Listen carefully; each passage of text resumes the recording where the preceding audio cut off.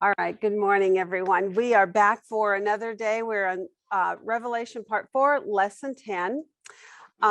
Today, a lot of emphasis, if you did not notice in your homework this week, was on the geography, looking at where and how things happen. So some of these chapters that we went into our review, we went back into things that we've already looked at once or twice before. So it's not like we're treading new territory.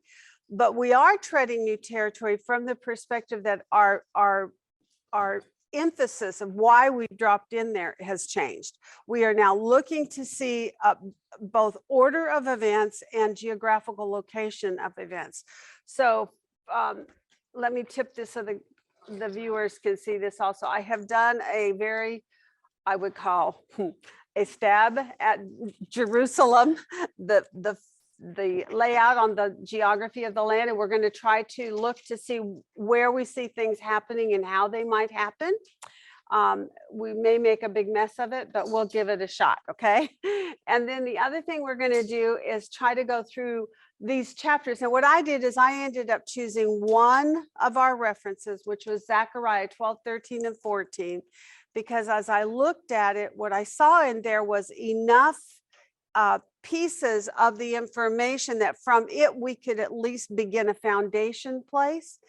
And then what we're going to do is then go over to some of these other cross references and fill in extra pieces if there's anything that's lacking that you want to see put into it. Then we're going to come back and do this order of events, how we think the order of events appears to us to be at this point from what we're seeing in the text. And if we get things out of order in any way, then the Lord knows that our intentions are good. And together, we're going to, in fact, do what I said in my prayer just a moment ago. It's going to be iron sharpening iron, and we're going to try to help one another in this, okay? I do think a lot of it is pretty obvious. When we did our homework this week, day one, Kay had us go back and just basically review everything we've kind of learned on a bigger picture concerning the facts out of Revelation. What we know is Revelation gives us our anchor, so to speak, right? It anchors us in what we need for sequential order of things, right? So normally what I have been doing is a straight timeline, and you put the cross on there, you put those 7 years and you divide them into 2, 3.5 year time frames, and then you start plugging information in, right? But another thing that's really important, I think, in understanding some of these things, because I do have a slight different viewpoint than Kay concerning the day of the Lord. Did you all notice where Kay starts the day of the Lord this week when she gave you her notes? In the middle of the week, right? I see it as the beginning of the week. And one of the reasons I'm going to show you why I see it that way. But the bottom line is all the information still is the same. None of it changes. Whether you put the day of the Lord at the beginning of the 7 weeks or you put it at the middle of the 7 weeks, those first 3.5 years still happen, right? Okay, now let me show you why I think it has to include the first 3.5 in that phrase or title of Day in the Lord, how I reasoned it through, okay? And if you don't agree, it's okay. It's not going to alter the order of events or the things that you've learned, right? Nothing's going to change.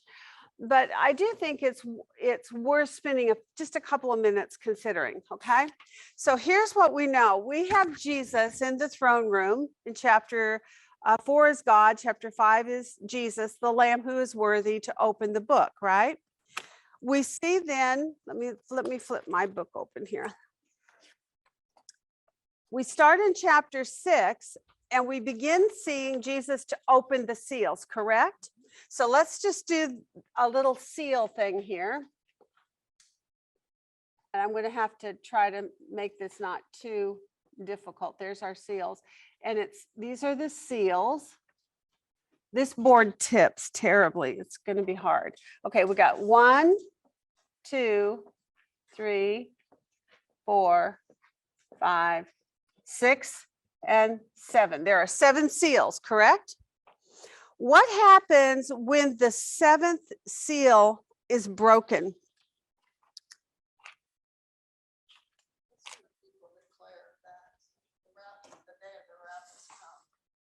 The seventh seal, not trumpet. Seal. We're in the seals. No, that's the trumpet. That's in chapter 11, right? There you go. Yeah, you are.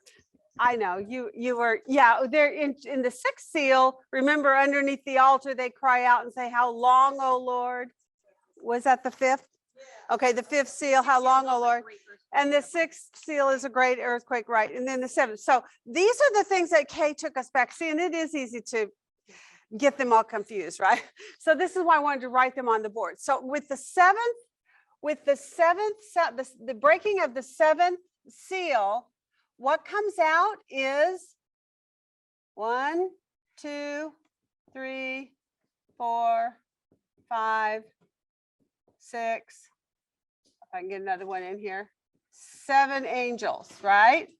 And these angels have what?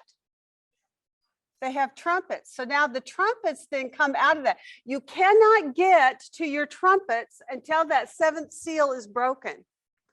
All right. This is how we came to really look at how the sequential order of this book actually lays out for us, and that it truly is locked in. You have to have the first, then the second, then the third. And particularly when you move from the seals to the trumpets, you can't even sound that first trumpet unless the seal is broken open, because there are no trumpets available. They're not even on the stage of the unfolding of this vision yet, right? So now you have 7 trumpets. So here's my trumpets. Okay.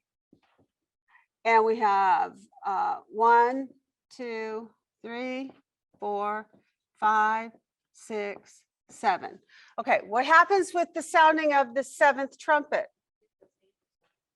Again, and if you would like to, by the way, go to chapter 15, verses 1 and 2.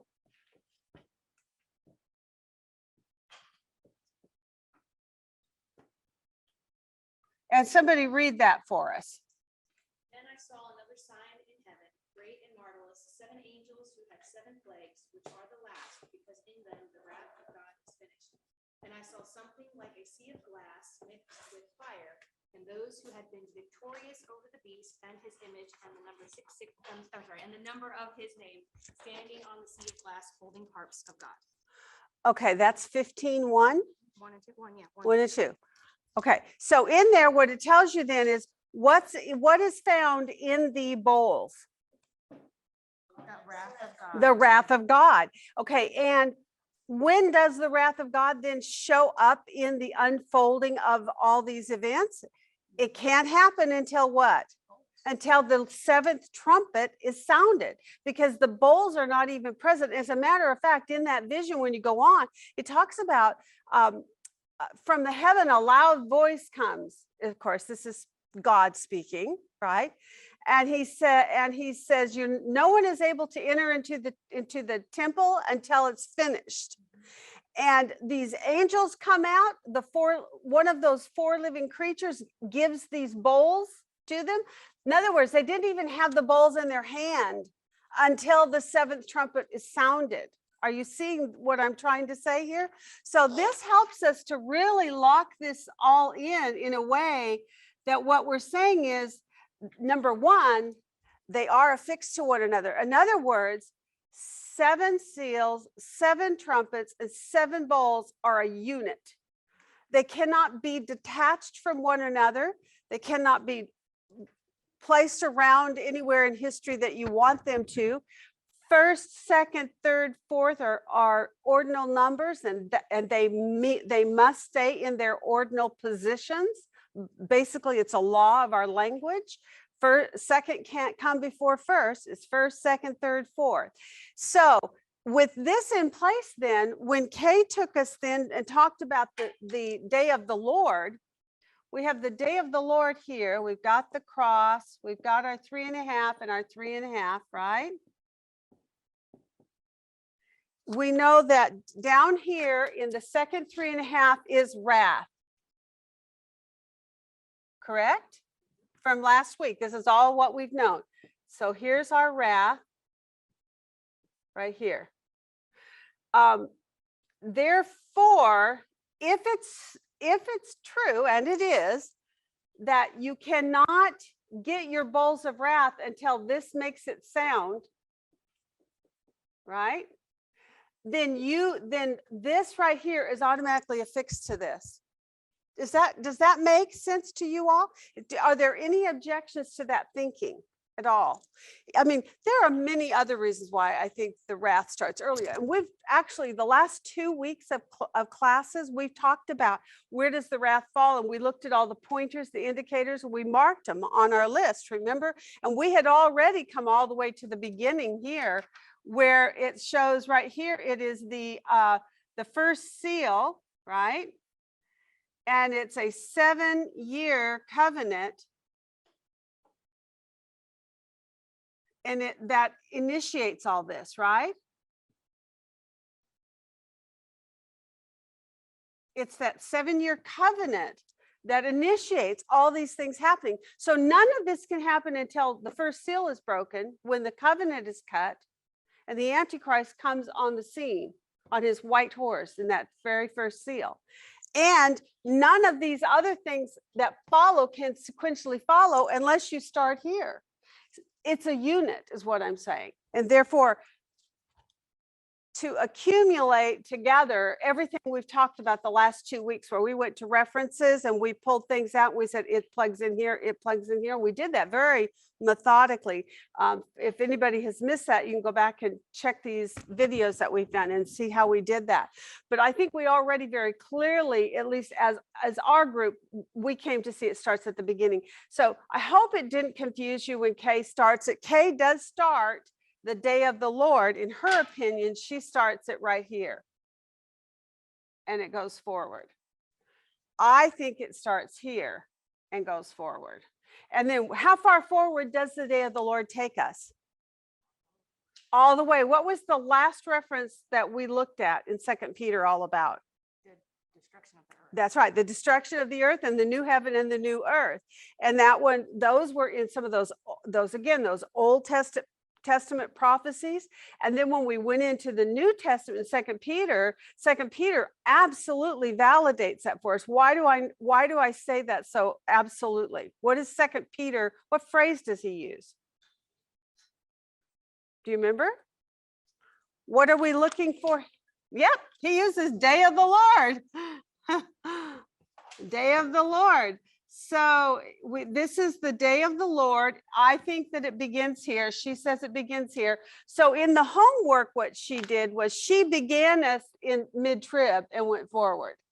For the purpose of what we are looking at, with our major subject today being Armageddon, right? That last great battle that we've been looking at here that occurs or comes on the scene at what point? Where does the battle come on the scene at? In the 7th bowl. And what happened in the 6th bowl? The Euphrates dried up to gather the kings together for the great day. Where is the only mention of that battle by title? Where it says Armageddon, actually written out in the text. You remember? And in the 6th bowl, right? In chapter 16. Right, they gather for Armageddon. I mean, it gives you, that's where we get our title for this war that's coming. Whether it was titled Armageddon or not, it's a war, right? And this is where another little issue comes in for inductive students is every time you see a war in text, you have to look to see, is it speaking of a war that has occurred in ancient history? Is it that in the day of that writer is occurring right then for them or very soon to happen for them? Or is the declaration about something that's yet way down in the future and somehow is affixed to the end of the age, right? Now, what would, at this point, you just kind of rattle things off for me. What would for you be trigger either events or people or outcomes? What would be those things that would trigger for you an understanding that what you're reading has to do with Armageddon and the end of the age? not a war that happened back in the days of the kings? How would you discern? All right, there's a triumph by Jesus himself specifically, okay? In that day and day of the Lord can sometimes be it, but what have we found out about that phrase, the day of the Lord? Is there more than one day of the Lord? Yes. So that alone, Kathy, is not going to be your major thing. It's really going to be more about identifying when on a timeline those events are happening. So what would be, or the characters on the stage of that play, what would be some identifying markers, for instance, of the king of that particular war that you might be looking for?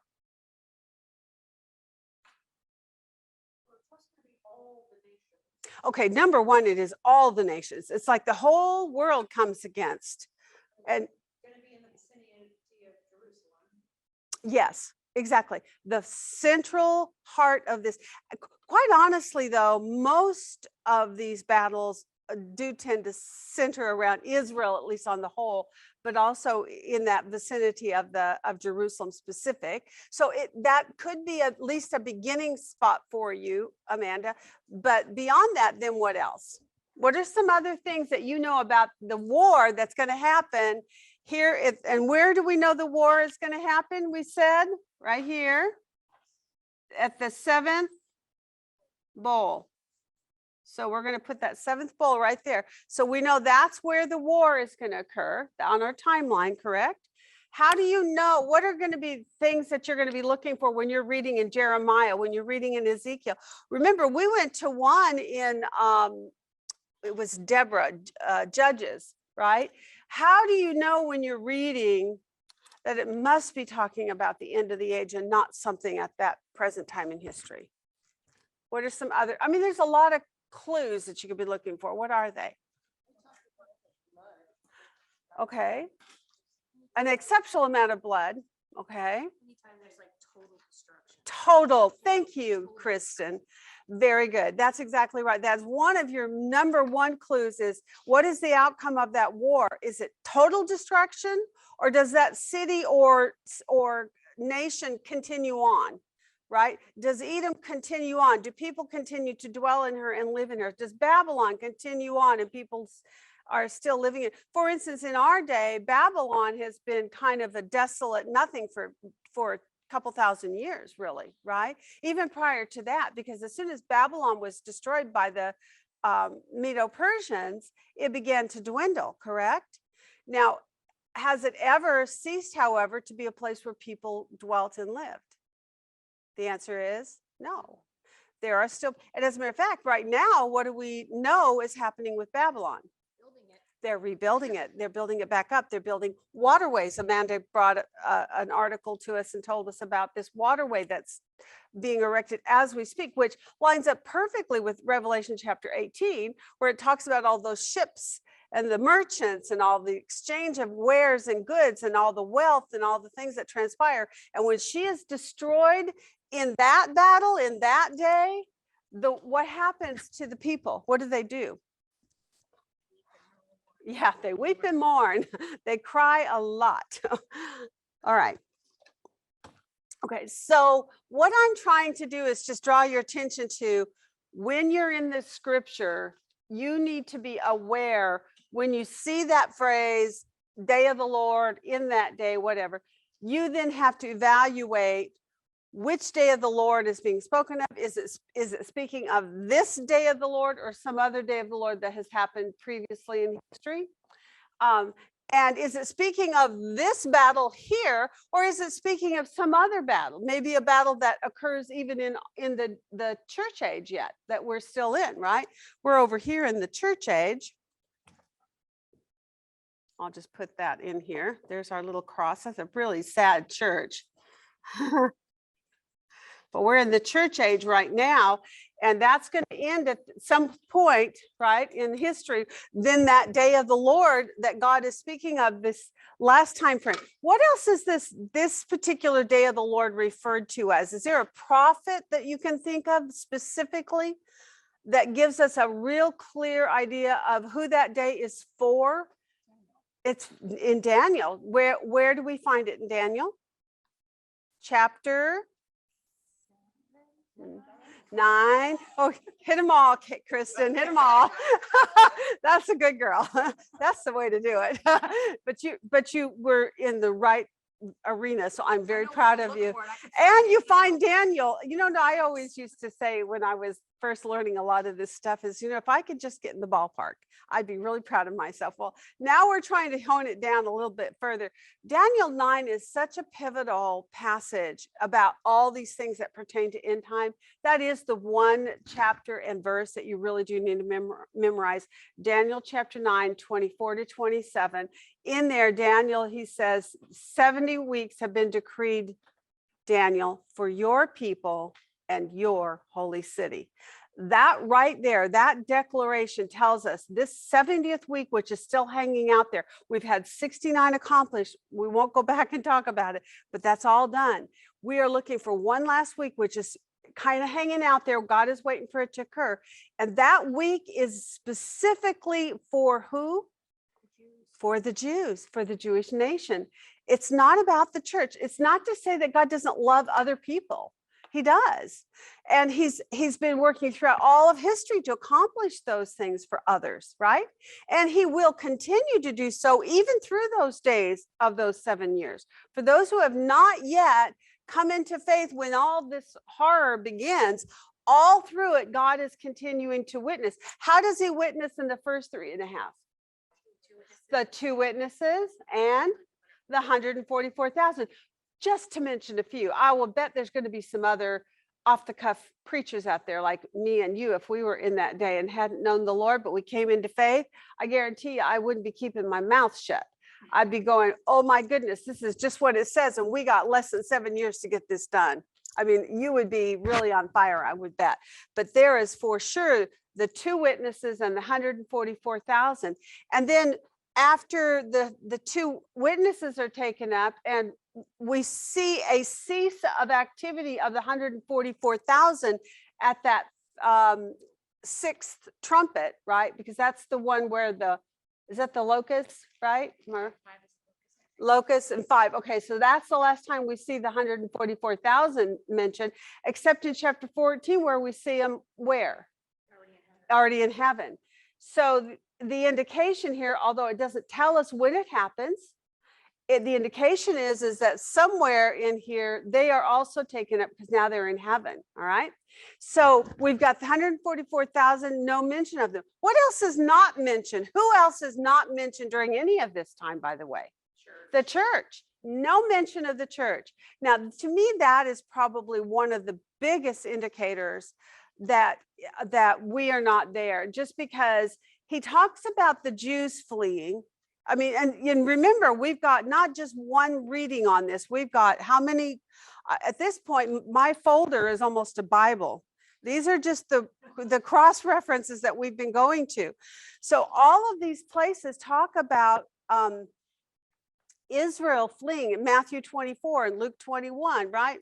So when Israel flees and she's protected by God, but what happens to the church? It doesn't say, does it? So the conclusion for me in that particular one point is also that it seems like we're not there. Otherwise, surely God would have told us, if this is a letter written to the churches to encourage them that God is protecting them, God is for them, God will be with them, you would certainly think that somewhere in all that he would have said, by the way, church, you do not need to be worrying about this. I'm going to let fire shoot out of your mouth too. I mean, that's what I would want. I would want all those powers that the 2 witnesses get, right? I want laser beams in my eyes, you know. Sometimes I would have liked to have had those in this life too. But so I just want to say to you that in the picture here, the bigger picture, Kay took us then in the first day's homework. Basically, she started mid-tribulation and took us through those days that are approaching. And the grand finale is to hit this day right here called Armageddon. Okay, that's in Revelation 16. It's in the 6th bowl where they gather for that, and then they end. So after I have set you up with this, we're going to get to the map in a little bit. But what we're going to do now is we're going to go back. I picked Zechariah 12, 13, and 14 to hang on as just a foundation place, a place to start with for information. So we're going to just methodically go through those 3 chapters. You can just open your observation worksheets. Let's see if I can find mine. Zechariah.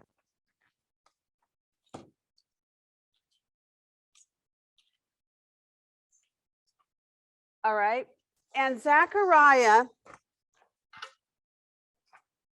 what we want to do is just get some basic events, both the order, anything, any kind of a time reference that would help us to indicate how this sequential is going to happen. Also, if there's any indicators to locations, geography, but there's not a ton of it in Zechariah, as far as there's some, but there's not a lot. But when we get into our other cross references afterwards, we'll start plugging in some real definitive geographical places. Those will be anchors.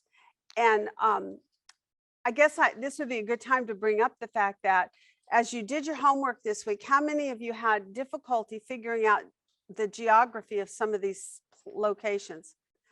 Did you? Yeah. Okay. Why do you think that is? Why do you think it's hard to figure out where Johnson City is? Because we have a Johnson City, Texas. We have a Johnson City, Tennessee. There's a I think there's a Johnson City even on the East Coast. I mean, if you were to go in and look in a atlas for all the Johnson cities, I bet there's a bunch of them, right? So what happens in the Bible is kind of similar. It's just like names. Do you remember when we were doing kings and prophets, and we come across a guy named Joaz, and then there'd be another Joaz at the same time, and he was married to the daughter-in-law of somebody that's all. So then you're jumping back and forth as you're reading Joaz. You go, wait a minute, he's fighting himself? What is this, right? And no, it's 2 different Joazes. Okay, so the same is true with some of the names of these geography places. Don't let that frustrate you. Here's a rule, I think, that helped me as I went through this and kind of struggled with it for a few hours because I did a lot of map drawing, and then I also did a lot of copy and pasting and printed out a bunch of maps as I went along. Almost every one of these cross references, I went in and got a map that was specific for it. But one of the things that I finally dawned on me is, how do we figure out which location is the correct one for what we're talking about at the end of the age, right? So what we need is, we're going through this, is to find one geographical cross-reference that affixes that time for sure, that is absolutely speaking of this time here on that 7th bowl that's being poured out, the Armageddon battle, and gives us a name of the location. Once we put that on a map, then when you go into other cross references, come across that same name, but maybe that location of that place can be here, or it can be here, or it can be here. But if you've already affixed it to a certain place on the map with an absolute verse, then what you have to do is say, okay, it has to be talking about one that's down here. The logic is, all these events, if they're all happening at the same time and it's the same battle, they have to be in the same geographical area. One can't be all the way up on Mount Carmel and the other one down at Moab, right? And you're going, well, they both have the same name. Which one is it? Well, what's the logic? The logic is, the location has to be near to where Jesus actually comes for that battle. It can't be far, far away. He can't be in 2 places at once, right? Although he could. We can't. Okay, so I pointed that out just because I do know that was a problem that came up for me as well. All right, let's talk about these references, starting in Zechariah 12. Let's just go through and list some of the things that we learned about Zechariah about what's going to be happening in that day, and the subject matter being in that day is what draws us into these passages. We have already identified that the Zechariah 12, 13, and 14 is speaking about in that day concerning this day, right? So with that much already done in our previous work, now we're ready to go back to those and just make a point by point list of what we're learning about them that will help us to come up with order of events and geographical location. Okay, so let's start with chapter 12. And what do we see happening in chapter 12? This is the burden of the word concerning Israel, aren't we? We get qualifiers or affirmations concerning God, who is the sovereign. He stretched out the heavens, laid the earth, formed the spirit of man within him. He is our creator, and he's the all-powerful, right? Now he goes on to verse 2. What is he going to do? Okay, let's do this. He will make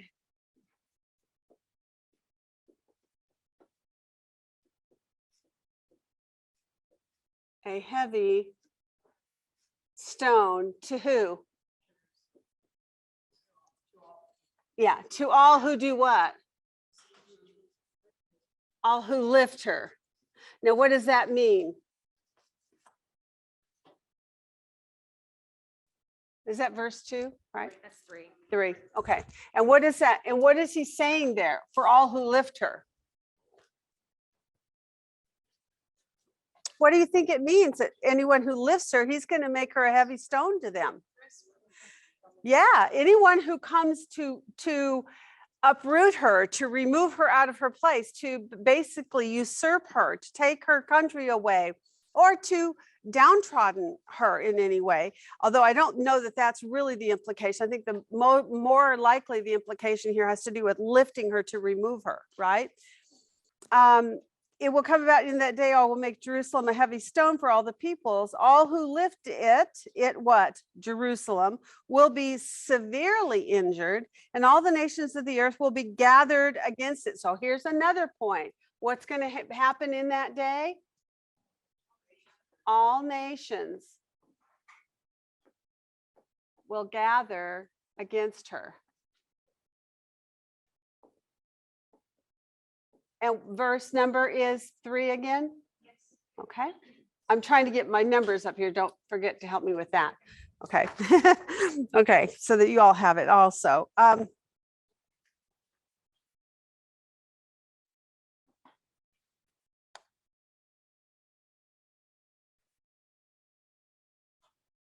this is interesting. I bet you all missed this because I did at first. Let's read that verse 2 again real carefully. Behold, I am going to make Jerusalem a cup that causes reeling to all the peoples around. When the siege is against Jerusalem, it will also be against Judah. Now think about this if you're talking about geography. Where is Judah at the time that this battle begins? She has already fled to the desert. So she is down somewhere in this desert area where she has fled, right? Where's Jerusalem? Up here. So it's going to be against Judah. It will also be against Jerusalem. Did y'all catch that? What is the subtlety of that statement there?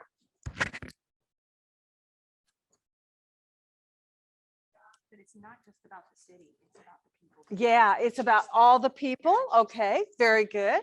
And does it sound to you like the battle itself covers more than one geographical spot on the map?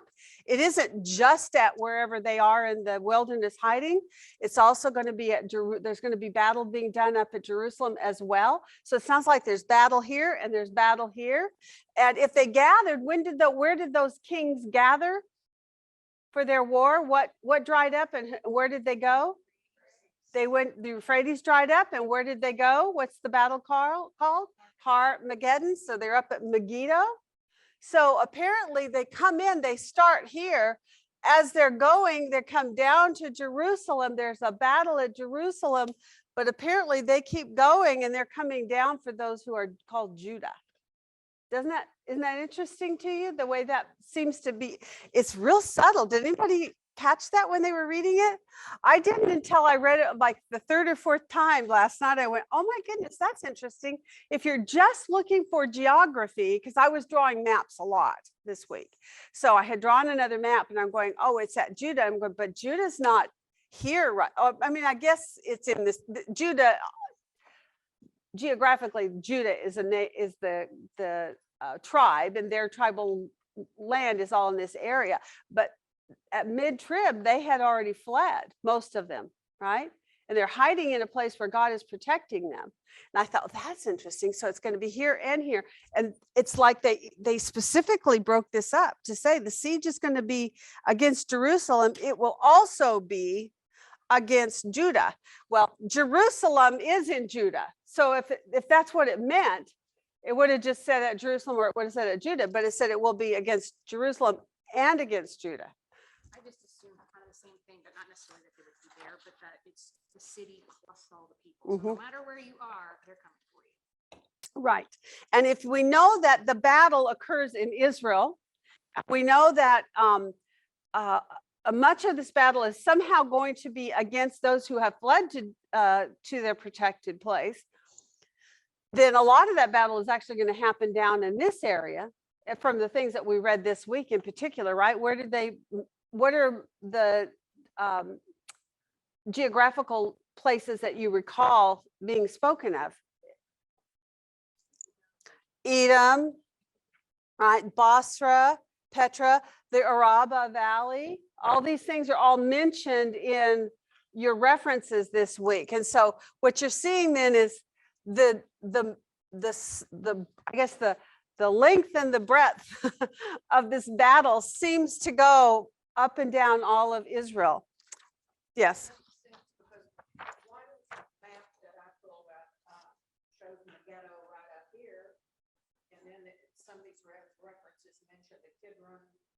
Yeah. Right. And so here we've got we've got Kidron Valley right in here, which actually the Kidron Valley is the part that's affixed right close to where Jerusalem is. But this valley right here, this actually, let me just kind of do it this way so you can see it. This valley runs all the way up and down on each side of the river. So we've got, this is the Jordan River, right? And what you have is this thing called the Araba Valley. It's like a depression in the earth itself. The Jordan River runs up it. And this Araba Valley, it goes from the Sea of Galilee down to the Dead Sea, and then it extends down and it goes, later it's called something else. It's got a Arabic name for it later. And when it moves down into the Sinai area and it's Saudi Arabia, okay? No, the Kidron, I think the Kidron Valley is only speaking of a valley that's just outside of Jerusalem in this gorge area. As a matter of fact, you'll see that the Mount of Olives, right, which is just right there next to Jerusalem, that valley right in below it, that's the Valley of Jehoshaphat and the Kidron Valley. The Valley of Jehoshaphat is at Mount. No.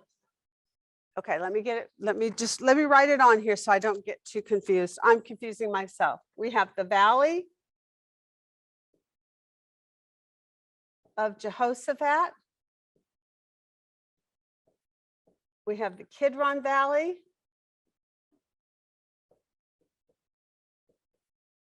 Which is right next to Jerusalem. So it goes Kidron Valley, Valley of Jehoshaphat, the Araba Valley. And they're all the same. It's one gorge that, yeah, the whole thing is a depression in the earth or a gorge or yeah, and it runs up the whole length of it. So you can see where I've done my little black squiggly lines. It starts up at the Dead Sea and it goes all the way down beyond it to this valley, which then extends on down and it goes down into the Arab areas of on the map. And I didn't go beyond that to try to figure it all out because it was enough for me to have gotten that much figured out. Because the maps are not really clear on a lot of this often. But Kidron Valley, remember, what you got to remember is that the names of these geographical places are localized for the people to know what's being talked about. In Jerusalem, if you said the Valley of Jehoshaphat, they go, oh, you're going to San Antonio, right? No, you're staying in Austin. You're at the Kidron Valley. Oh, but what about the Araba Valley? Oh, that goes all the way up.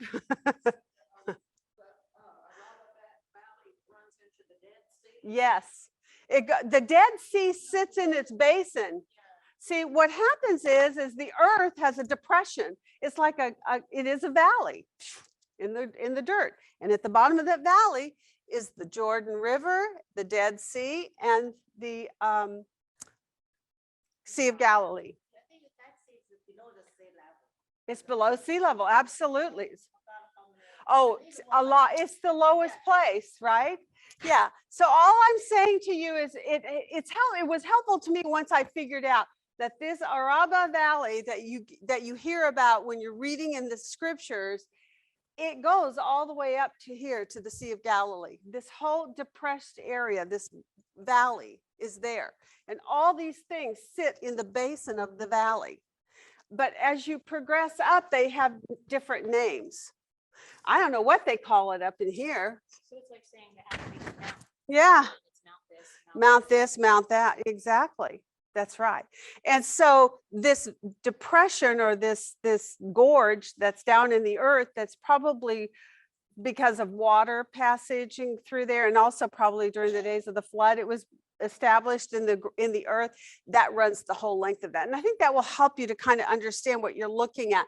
And the fact that there is a little bit of room for fuzziness when you're talking about the Kidron Valley, though, it's right there affixed to Jerusalem. It's right there at that area of Jerusalem. And they talk about going out to the Kidron Valley, and it's right there. But then there's the Valley of Jehoshaphat, also called the Valley of Decision. Remember, we looked at that. Same name, Valley of Decision. And it's this valley that runs here. So that's all it is. It's a gorge in the earth. And it runs the whole length of that area. Okay. All right, we're not going to get through this. Can we just quit and go home? No. Okay. All right. Now, what we see then, he says it's going to be, all the nations are going to be gathered against her. It also talks about there's going to be a siege, right? A siege will be against who? Okay. I'm going to do it this way. 1, Jerusalem, and 2, Judah.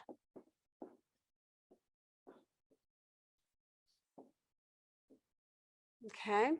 All right. Now, where do we know on our time frame of our seals, trumpets, and bowls, where are we when we look at this siege that's going to be against them?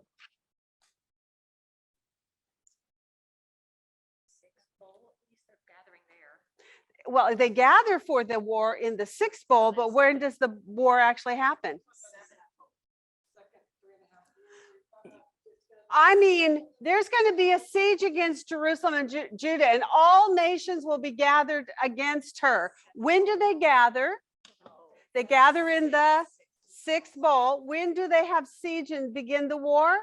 The 7th bowl. So what you can do is look at this right here and say 7th bowl. And that's going to help me to begin to see where I'm going to put these pieces of information in my order of events.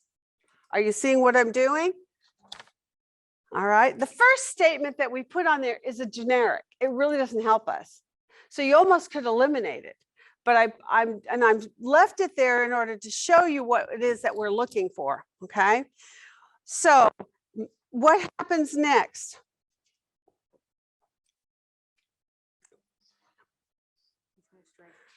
He's going to, so it tells you they're going to strike the horses with blindness. Does that help us with geography or location or no? Okay, what else does he do?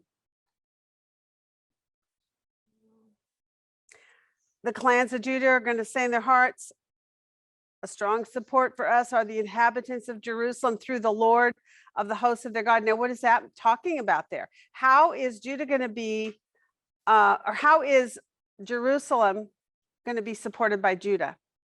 Through the Lord of their hosts. What do you think is happening? Where does the war eventually land? Jesus returns. Where does he eventually go and put his feet on the Mount of Olives? Where does he go? So just keep in your mind, you're heading towards Jerusalem at the end. It says here, though, when it gets to the place where Jerusalem says Judah is a strong support for us, right? Where are we in things?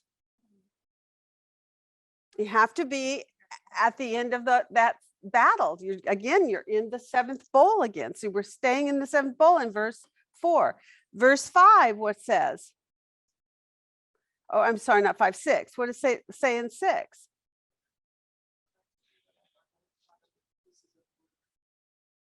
Yeah. What's going to be the end result of this war? In verse 6. Yes, there you go. Jerusalem will again dwell on their own sites. Where? In Jerusalem. So we get to the next place, Jerusalem.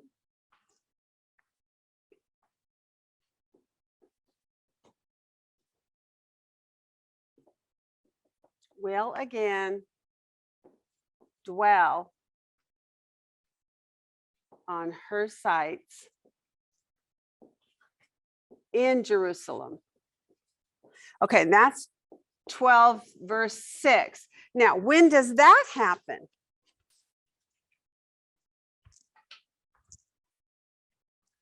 Aha, now we're in the millennial reign.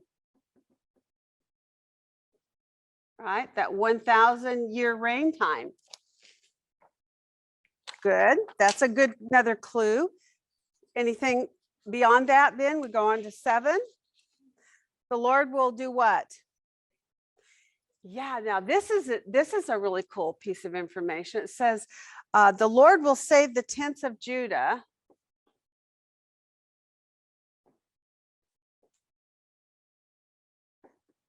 Is that all?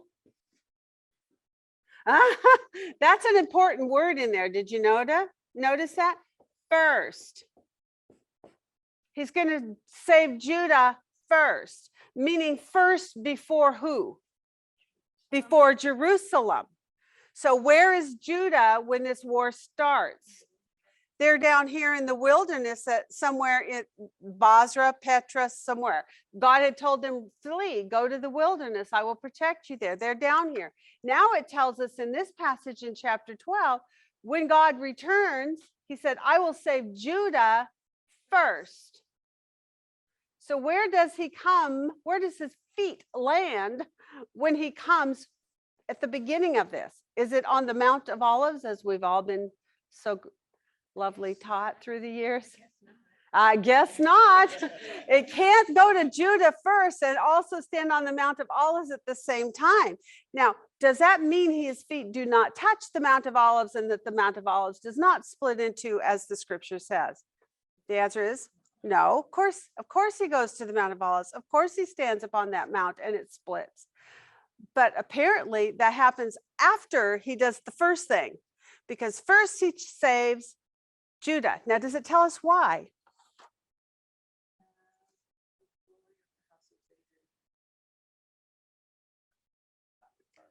Okay, that's right. And you can talk a little bit louder for us. So in other words, what is he saying there? What is he saying is the reason he's doing it? What does it mean to be magnified above someone else? If Jerusalem is magnified above Judah, if Jerusalem is magnified above Judah, what does that mean? Teacher's pet, right? You have favor. God loves you more. I have a little plaque. Remember my plaque? It says, Jesus loves you, but I'm his favorite. What?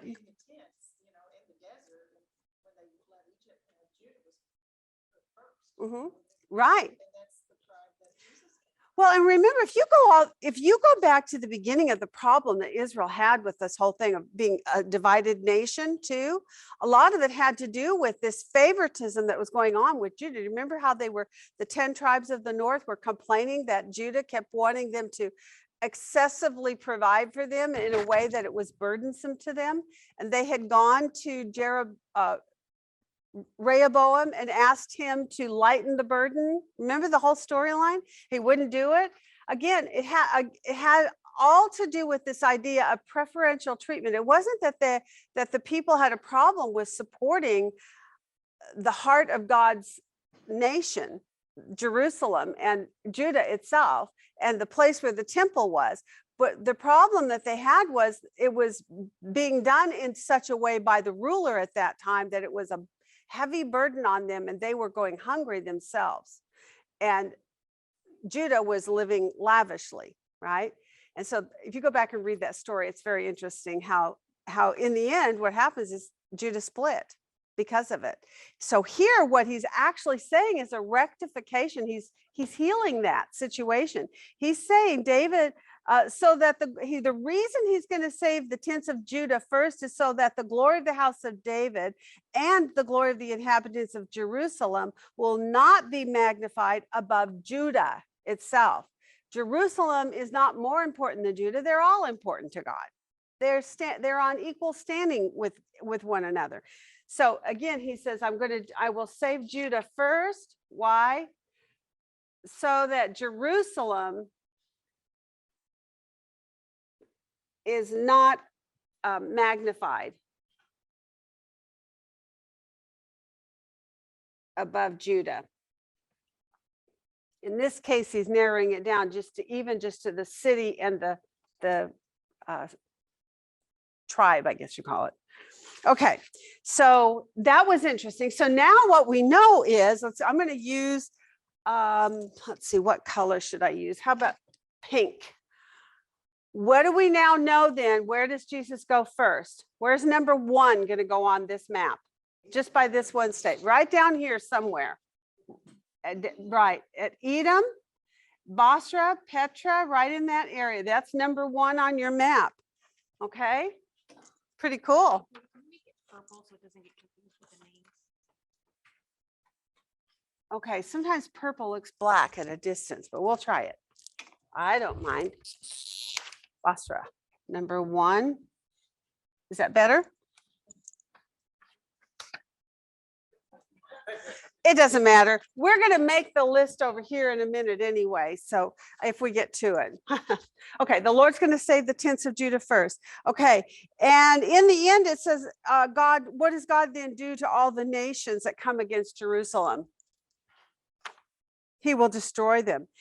Then he also tells us a little interesting tidbit here, verses 10 to 14, about a event that happens just prior to their release, I think, or right at the same time as they are being, it doesn't indicate the timing of it exactly, but it seems like the logic of it is that if he's going to go and save them, right, physically save them, what is going to occur first? Because who is it that he will save in that day?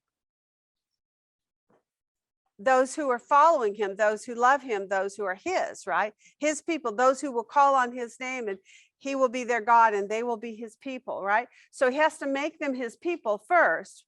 He saves them in that manner, and then he saves them physically and rescues them out of it. So what we see going on here, it says the people are going to mourn, right? I will pour out on the house of David and on the inhabitants of Jerusalem the spirit of grace and of supplication, so that they will look on me whom they have pierced, and they will mourn for him as one mourns for an only son. They will weep bitterly over him like over weeping over a firstborn.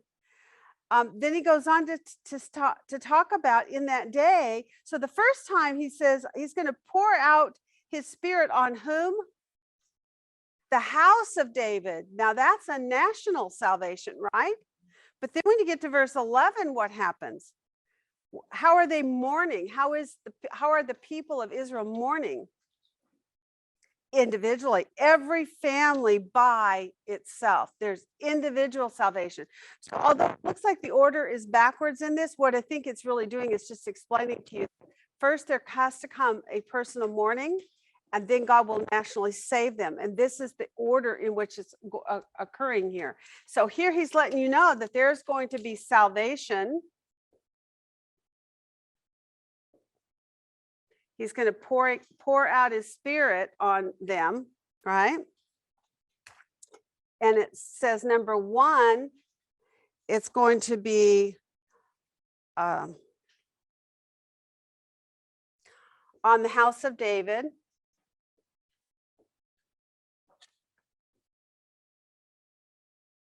And then number two, there's going to be mourning each by themselves. So I'm going to put a little bit of an explanation on this. On the house of David, we're speaking about national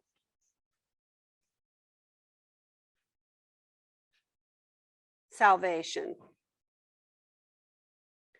And then when it goes on to explain that they will have mourned, each one of them in their own house by themselves, this is individual salvation.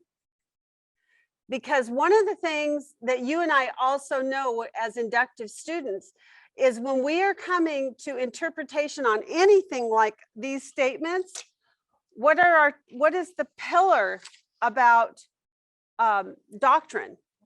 Never violate your known doctrine. So if you are not allowed to violate your known doctrine, you can't have national salvation if there has not been individual salvation first. So he saves them first individually. It talks about they look on him whom they have pierced and they mourn, right? We looked many weeks ago about the feast, right? And one of the things we saw in the feast was that there was that Day of Atonement, and there's 3 pieces of this feast. They happen over a period of 10 days. So apparently there's some things going on over a period of 10 days that through this progressive work, God is going to fulfill each one of those feasts exactly as they are stated in Scripture, in the same way that he fulfilled exactly as they are stated for concerning the Passover and that establishing of the church all the way through Pentecost, right? So those first 4 were accomplished exactly as they're said. The last 3 will be also. I'm absolutely certain of that in my heart. And if the first 4 were, then it's logic that the second 3 will be also. And knowing that, then in that progression, there's 10 days for God to work all this out, for there to be individual salvation, and at the end of it, national salvation. If we're saying he comes down at point 1, and that's where the Jews in the wilderness are, they would be the first ones that then probably get the individual salvation. That's where that. Well, I don't know exactly. And you know, when they speak about in that day, it's a period of days. I mean, like it would start here, because if he's saving them first. Does it tell us? Okay. Does it tell us? It doesn't really tell us. So I can't really give a lot. I can tell you what I think. I think that there is a 10-day period of time during the feasts that are upon them at the time. They're aware of their feasts because they're going to be practicing those in that day. Because of the feast, and now recognizing, which they will, because of the preaching of the 2 witnesses, the 144,000, they are now aware of all these prophetic things. They are now looking for Jesus's return with real imminence. And at the beginning of those feasts, I think that's in a moment when God really opens the eyes of anyone who will have a heart, that's heart will turn to him. He opens their eyes, and I think they all begin this process at the same time at the beginning of those feasts. That's how I see it. Now, could it be differently? Maybe, but I do think the feasts are fulfilled exactly as they're said.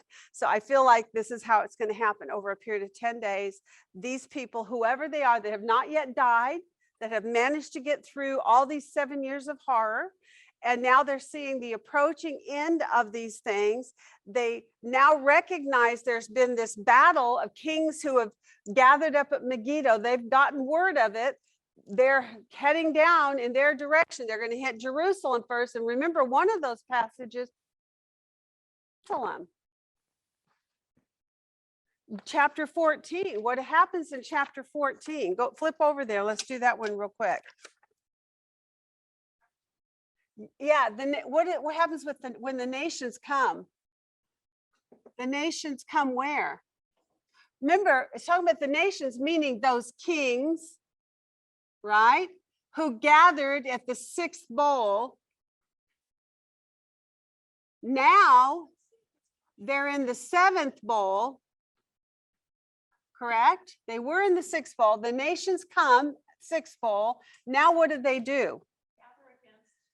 Yeah, they come against Jerusalem.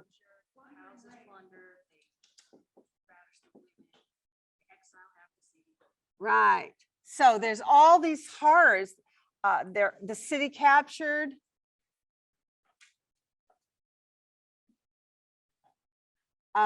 Women ravaged, houses plundered, half this. Oh, and this one was interesting. One half the city is exiled, right?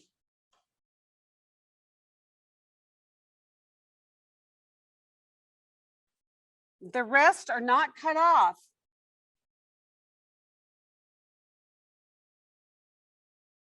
I thought that was very interesting statement. Now, why are they saying that? Well, what does he say in Zechariah 14:5?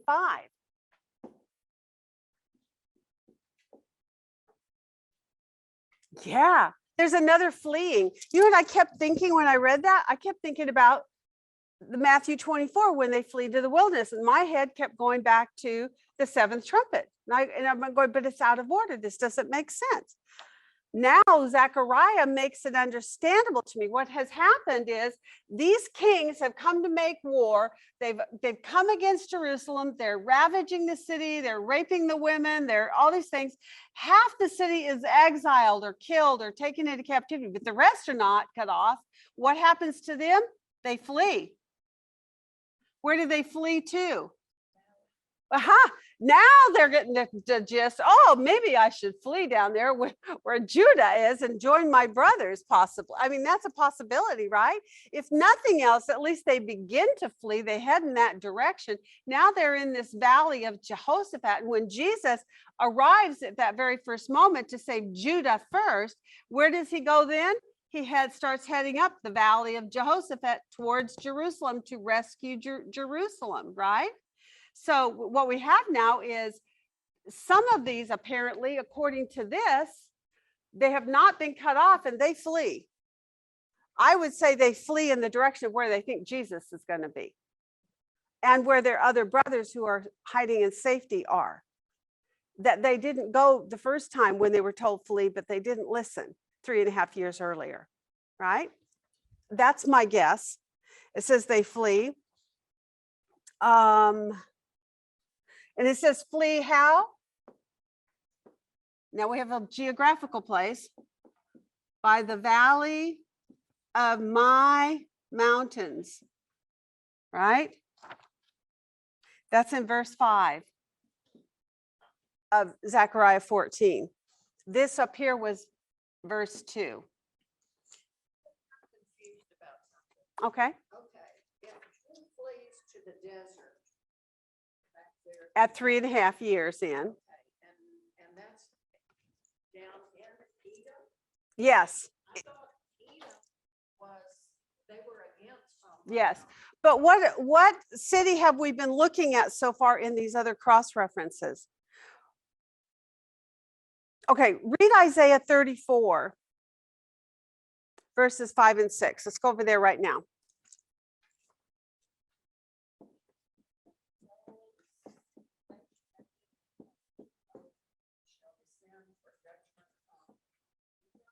Yeah.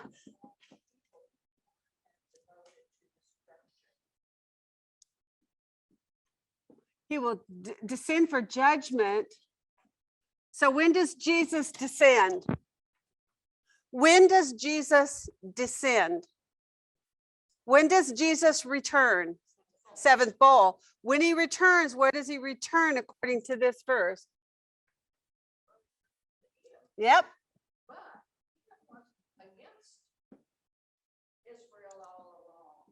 So there's Yes, they are historically enemies of Israel. So why did they let the people of Judah come to the desert? Because God's protecting them. That's how I always think of it, because God said, go there, which means he's going to make sure they can get there. Right. What you have to remember is God doesn't do things the way we would think of it. If you and I would look at Edom and go, wow, these guys are not necessarily our friends. But why do we have a president that's going to, where is he going this week? Saudi Arabia or somewhere like that to get oil for us? Or when he goes to Iran and wants an Iran deal, why does he do that? It doesn't make sense to you and I because they're our enemy, right? Why is he doing that? But yet he does do that. Well, sometimes God does things that seem weird to us at the time. What I see is this. God is so smart.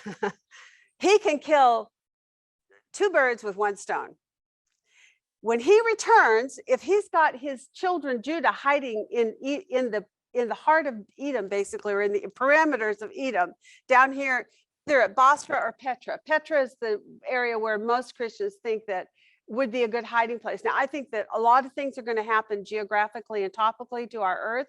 There could be another place down here that they'll end up, but they're both very close to one another. So if they go down here, if Bosra is where he's going to descend, right, upon Edom, the next verse says at Bosra, right? So if he goes to Bosra, he can go there and save Judah first, which is what he said here, right? I'm going to save Judah first. And at the same time, while he's there, he's going to then gather those he's saved. He's got his armies who have come with him. And now what are they going to do? They are going to satiate, he says, his sword.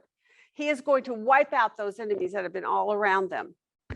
He'll take care of dealing with Edom as he prophesied. So he's come to the right place to do both salvation for his people and judgment upon Edom, who has always been an enemy to them.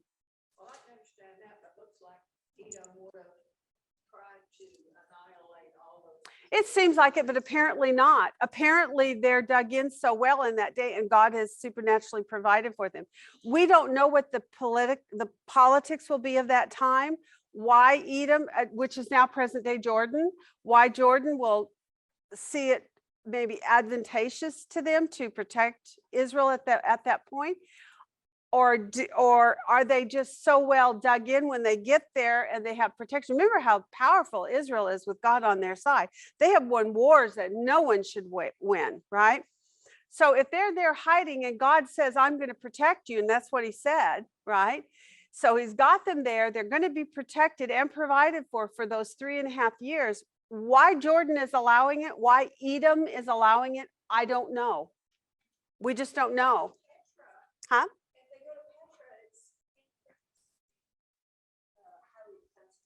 Mm-hmm. So the Edomites might not be able to get them out. That's what I'm saying. It could be that they've just got themselves so well dug in there where God provides for them. And who knows what geographical things have changed topically through all the earthquakes, the hailstones, the fires, right? Everything turning to blood and whatever. I mean, there's going to be all kinds of things that are going to change in that day.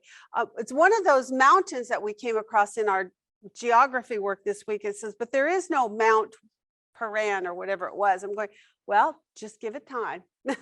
Because in that day, there's going to be a lot of earthquakes. Guess what? There may be a mountain in there at that time. Although there are some that have been mentioned and suggested, it could be this, it could be this, but there will be. And all we have to do today is figure out the logical place that we start and what is the progression of events. Even if we get it out of order a little bit, even if we don't get it perfectly, and maybe I'm wrong, but we're going to be close. Because I think the logic is when he says he's going to go to Judah first, that's where he starts.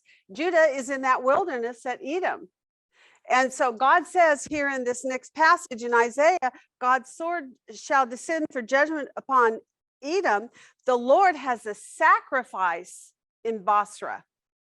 So at Bosra, where he is going to go and now if they're here in Petra, and then he goes from there up to Basra and kills, and then he's going to come up along this valley, which is a natural, like a natural highway, and it's an easy to traverse area because it's lower ground, it's more smooth. All those things are advantageous. But this is also, remember what he says in, is it 14, where it talks about treading the winepress, the great winepress of the wrath of God? What was the distance? 200 miles. Do you know what they say the distance is? Kay gave it to us. They're saying that from this valley here, area near Basra, Petra, this area here, all the way up to Megiddo is approximately 200 miles. That means that for that distance from Megiddo along this track, see, along this trek, these kings are coming and they're heading to Jerusalem to attack, right? Which means that along the way, they're killing people as well. They're not going to be friendly to all the other people and only attack Israel, Jerusalem. They're going to attack all of the people of Israel. So as these kings of the east come, they gather at Megiddo, they come down to Jerusalem. They again ravage and plunder the city. And then they begin to come down in this direction because some of them escape, it says, right? And they come down into the valley of Jehoshaphat. I think that's what it said. They flee by the valley of my mountains, is what it says here. I think later it says 𝐓𝐳. And they don't know where 𝐓𝐳 is exactly, but they know it's somewhere in this area. So they head toward this direction, and then Jesus shows up and he comes up this way, and he'll rescue the rest of them as he goes and takes them with him into Jerusalem, and they fight at Jerusalem to rescue Jerusalem. Yeah, huh? You will flee by the valley of my mountains, but the valley of the mountains will reach to 𝐓𝐳. Reach to 𝐓𝐳, valley of my mountains, which reach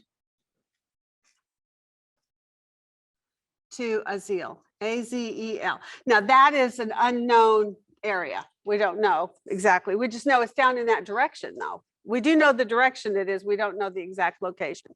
So a lot of these cities, a lot of these geographical areas, they had ancient names. The ancient names, like Johnson City, is many places in America. There's many of them in Israel. So when you come across that problem, you're looking for a map to try to help you do geography on this. What you have to do is go, wait a minute, one fixture I've got that's locked in. It's kind of like doing our timeline, locking in the 3.5 year point when he breaks covenant. You've got it locked in. Well, you've got this one locked in. So you know he's down here. And if you've got 3 names for your Johnson City, whatever it is, there's one here, there's one here, and there's one here. Which one do you think it is? It's the one down here. So it's by process of elimination and common sense. Okay. I know that's a hard one to do when we're doing Bible study. We don't want it to be common sense. We want it spelled out for us. Okay, I'm going to go ahead and put on here, the Lord has a sacrifice.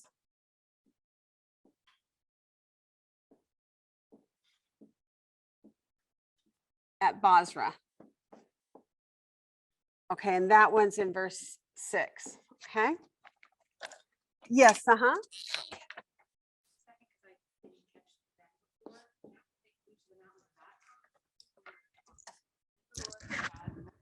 And all the holy ones with him. Yeah. So all this sacking stuff has to happen first. Yes. There has to be a lot of destruction. Yes, there does. And the fact that it actually, where the first fleeing in Matthew 24 is before any war is going on, really. It's just the abomination of desolation that's happened, and they flee. They're going to have to take a mark. They can't buy or sell. There's false signs and wonders. All these things like that are happening, but it doesn't talk anything about the war until this one. This fleeing happens upon just upon the precursor to this great war that's going to happen. Something happens. I think what has actually happened is these kings have gathered and they're coming in this direction. And as they hit Jerusalem and begin to sack it, some of them flee. And then Jesus comes and he comes up to rescue them.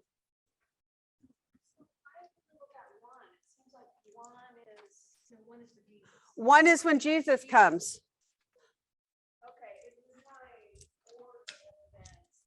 Well, it's an order of events starting with Jesus coming. What's going to happen? So Jesus comes at Basra. He has a sacrifice at Basra. He comes to Edom. But before that, the kings have come to the ghetto and Oh, yeah. Oh, yeah, yeah, yeah. And we'll do that over here in a second if we get time for it. But for right now, I just want you to see, I guess maybe it doesn't have to be number one. It can just be a little star there for you. But this is where Jesus comes, right? That's when he does come. That's where he comes to. That's the starting point. That's the location. And geographically, that's the place we have to nail down first, so that then everything else can be put in its proper order after. Otherwise, nothing else will make sense. You'll end up putting things in the wrong place on your order of events. Ends at the Mount of Olives. Yes, Where it ends. that's where it ends. That's exactly Not where it right. begins. That's exactly right. Say that again. That it ends at the Mount of Olives. It becomes there and he It's- moves up and all the stuff.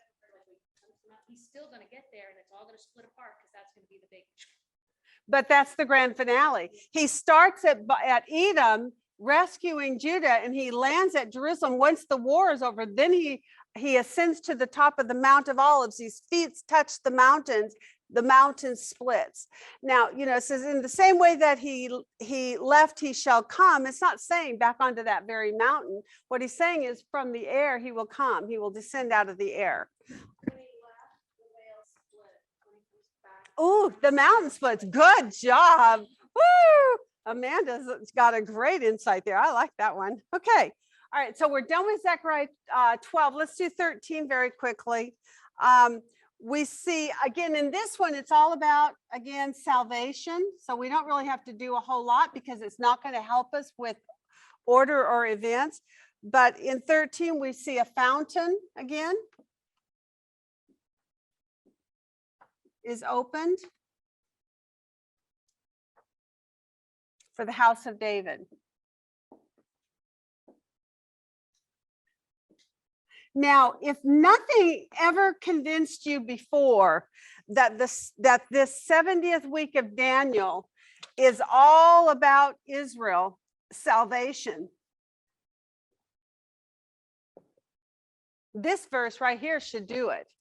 That the close of Zechariah 12 and all of 13 is about how it's the purpose of it is for Israel to be saved as a nation, for God to fulfill that. Do you remember where that is in Romans?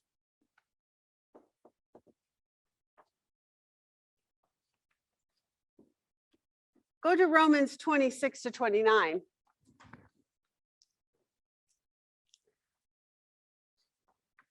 And then while somebody's looking for that, tell me, what's the process on this? How many will be saved? How many will not? What's going to happen here? What does it say to us in verse 9?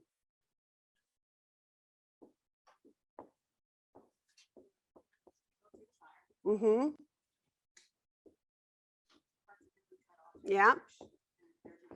1/3 will be brought through.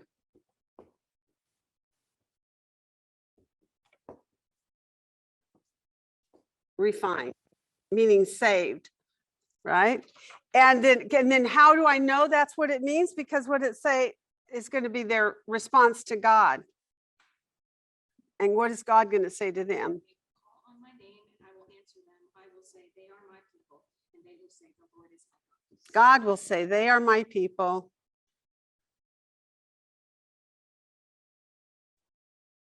And Israel will say,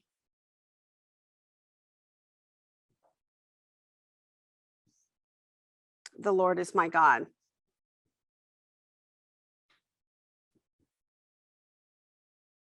That's a little m. And a big G. There we go. Let's get this in the right order here.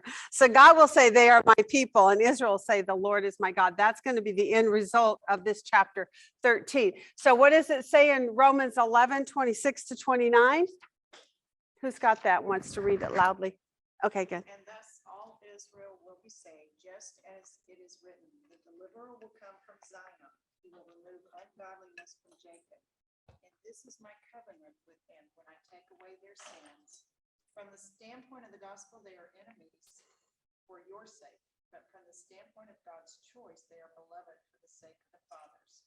For the gifts and the calling of God are irrevocable. I love that verse. I love that we have Romans in there to explain this to us, that God is telling us that once he's done through all of history working to try to reveal himself to humanity, that then the final thing he does before he comes to actually rule and reign again upon this earth, he fulfills his covenant promise to Israel as a nation, and he saves them as a people and puts them back on their land so that he is their God.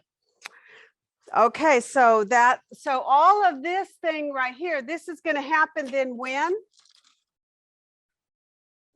In the seventh bowl. So you can just put that on there again. That's my little bowls. All right. What else do we need to know here? The Lord will go forth. We do have a, they flee by the valley of my mountains, which reach to 𝐏𝐸𝐳. And what else do we see in there in verse 4? There's that verse again that we just talked about. His feet will stand on Mount Olive. And it's going to be split in the middle. So we're going to have the mountain. He's going to split it, and it's going to go north, and then it's going to be north, south, east, west. It's split one way, and then water runs from it, and it fills the valley down. It gives a source of water. Also, there'll be water coming from the throne itself, which is really cool. It does tell us that Judah will do what in verse 14? Will fight where? That's interesting. So what does that now tell you? Yeah, there you go. So all these people down here in Edom at Bosra that were saved when Jesus comes, it says now these will come to Jerusalem and will fight. So they end up in Jerusalem with Jesus. So they go with Jesus as he goes. Just as we follow him, those of us who come on our white horses, we come and we follow the Lamb wherever he goes, right? And as we're following him, then also it says those who he saved here, then Judah will follow also, and they fight at Jerusalem. Kind of cool. They will also fight at Jerusalem. Okay, then after that, in verse 9, what do we have happening?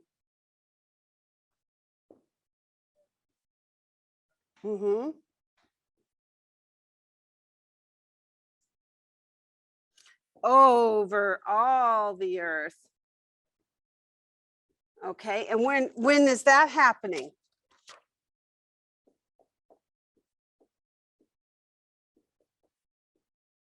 Where on your time frame does that happen? Over in the 1,000-year reign. And when are they fighting? This again is the seventh bowl. So as I went through and was making my list, I just kept adding in things like these little notes to myself in a brighter color. So I go, okay, they're going to be fleeing by the valley. This is going to be, again, the seventh bowl. We got a lot of information about that seventh bowl, don't we? That was the sixth bowl it started, then it went to the seventh bowl, where all this is the seventh bowl, and then we hit down here and it shows the 1,000-year reign at the close of it. Okay, now we've got verses then that we looked at in cross references. We also had Isaiah 63. Let's look there real quick. What did you learn there about geography or timing?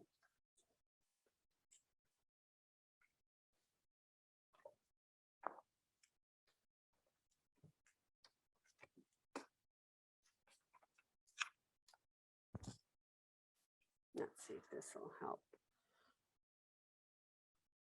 I think that gives you a pretty good view of everything there. Is that good? I'm sorry, Holly. We forget to turn that thing and then you get left out, don't you? Okay, Isaiah 35, here it is, 63.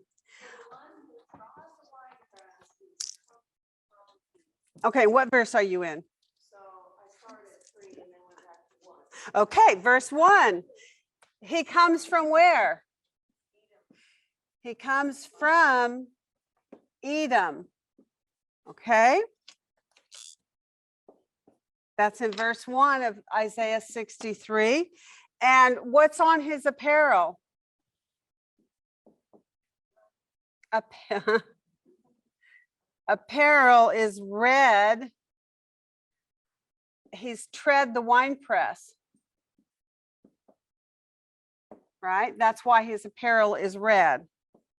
And that's in verse 2, correct? So if he's if he comes to Edom, that's the first thing he does, then what happens here? He gets bloody, right? From the war. Here we see he descends for judgment upon Edom. The Lord has a sacrifice at Bosra. You almost could put this one, he comes from Edom and he's going to go up to tread the winepress. So he starts at Edom, he begins to tread the winepress. Remember, the winepress is all tread between Bosra up to Jerusalem in this valley here. Although, because some of them have come down, there's also blood that has been shed by these kings as they're coming down as well. And the interesting thing about that is, by God's omniscient knowledge of who will bow their knee and who will not, there are people who are going to be allowed to be killed because, again, it's what is he doing? He says over here. Where was that? Right here. What's going to happen?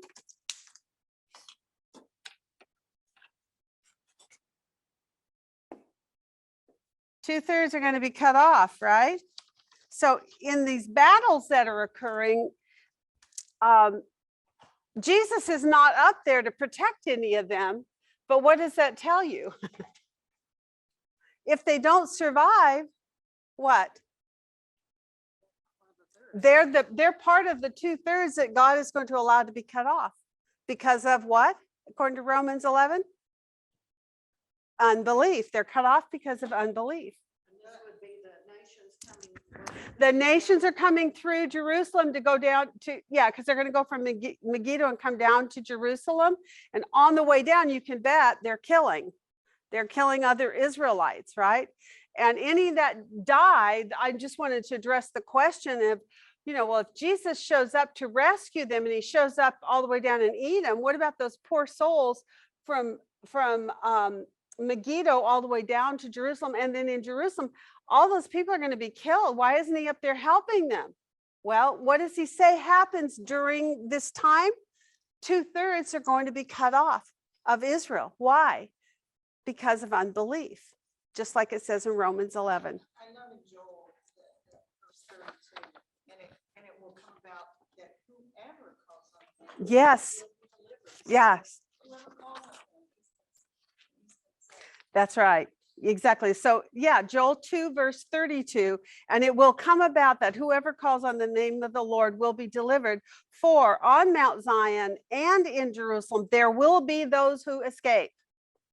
See, so there's escape for people, but there's going to be an accountability. As the Lord has said, even among the survivors whom the Lord calls. So he is going to know by his omniscient, all-knowing, all-powerful being that he is, God that he is, he will save those who will be saved. Again, it comes back down to a personal choice. God puts out the word, I am here, I am your God, I'm proving myself. As a matter of fact, in Ezekiel, throughout the whole book, it keeps saying over and over, in that day, he's going to do these things so that they will know that I am the Lord, right? The whole purpose is for salvation. All these things that we are looking at are not to bring us harm, but to do good to us. His greatest desire is that you turn and bow your knee right now, that you not wait for these horrible days to come, but that you recognize God is who he says he is. What is, I think, one of the most powerful witnesses to anyone who's a non-believer is prophecy. If God has prophesied through the generations over and over, Babylon, Medo-Persia, Greece, Rome, and all these things came true through the ages, over thousands of years, different kings, different transitions in time, and yet it has all come true. Israel is now rebirthed. She's back on her land. What a supernatural thing that is. If these are not witnesses that God is who he says he is, I don't know what is. I would say you have to have your eyes completely shut and you have to have a heart as cold as stone that you would not be able to recognize that fulfilled prophecy is a witness that God is true. And I loved also in that verse in Isaiah 34, seek from the book of the Lord and read. Yeah, no kidding. Not one of these will be missing. Yeah. You know, it's gonna happen. Well, remember in Revelation, it said at the beginning, those who read and heed will be blessed, right? Those who will read it and believe it and follow it and live it out and proclaim it to others. I mean, you are going to be blessed because of your belief. And God's word is true. All right, so now we are done with that part. Let's go on to, whoops, I've got the lid, but no marker. Where'd my marker go? Huh, that's weird. Here it is. I put the wrong lid on it, that's why. Okay. All right, let's do the last little bit here. We did Isaiah 63. We see throughout 63 about the apparel, his apparels being red, right? Because he has tread the winepress. That takes us back to Revelation. I'm going to give you the reference here. Revelation 14, 19, and 20, where it talks about him treading the winepress. And that is going to be when? The seventh bowl again. Okay. All right, now let's go to Habakkuk.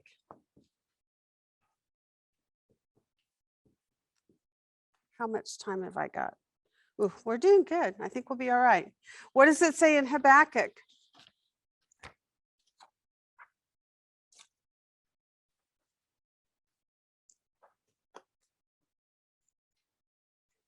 We have, in verse 3, we have geography, right? We also have some more mentioned in 7.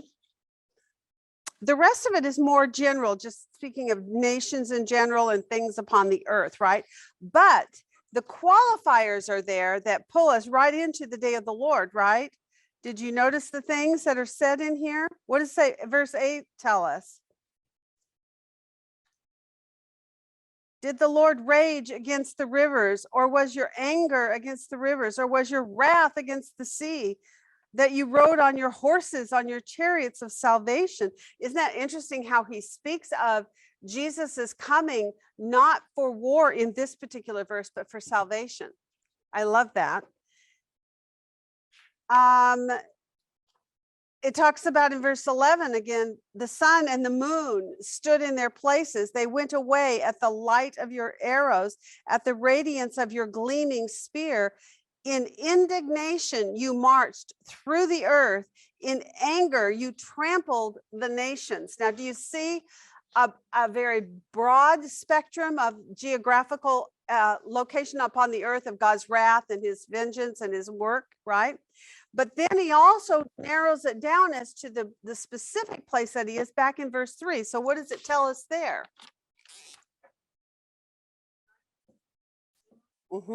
God comes from 𝐷 and the Holy One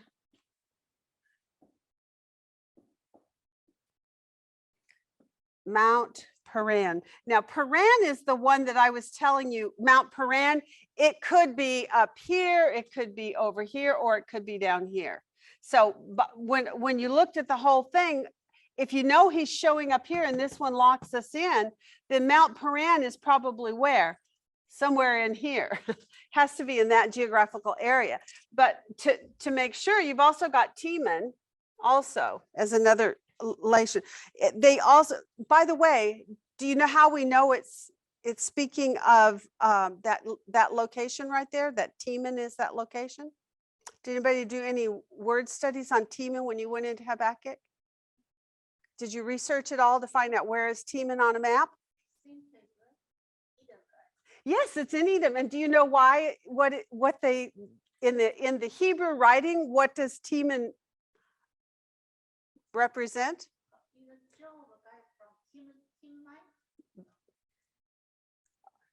It's a poetical parallel. If just so you know that In the Hebrew, they use that term Teman as a poetical parallel to being Edom. So in other words, if they're writing in the text, especially under divine inspiration from God, how often they state something and then restate it using different words, right? That's kind of what they do here. He comes from God comes from Teman, the Holy One from Mount Paran. So where do you think Mount Paran is? It's got to be in Edom. Where's Teman? Teman's a poetical term for Edom. So they're both in Edom. I like that. And these both mean Edom. I know. Yeah, which is a good it's a good general area. And one of the things it shows us is that when Jesus comes and he goes to wherever Israel is hiding in that day, and we don't know exactly, but we know it's near Basra and it's near Petra and it's near Teman, right? Then when he's done rescuing them, he begins to slaughter. He slaughters those at Teman. He slaughters those at Mount Paran. He'll slaughter those as he goes up this valley of Jehoshaphat. And as these kings are coming down and he's coming up, he's wiping out any aggressor that's come in at that time. Okay. All right. Now we also have Jeremiah.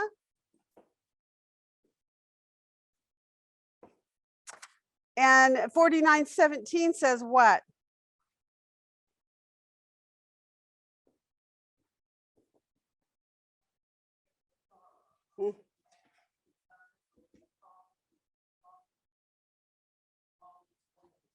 Mm-hmm. So 49:17 tells us that it's going to become an object of horror. I love 49:22. Did anybody capture that one at all in there?